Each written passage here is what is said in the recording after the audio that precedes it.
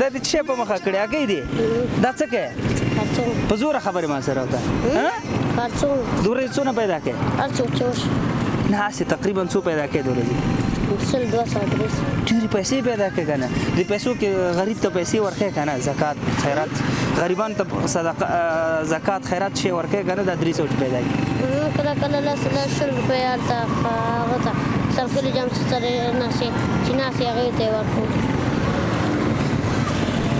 د 100-200 پیدا کوي د ورځې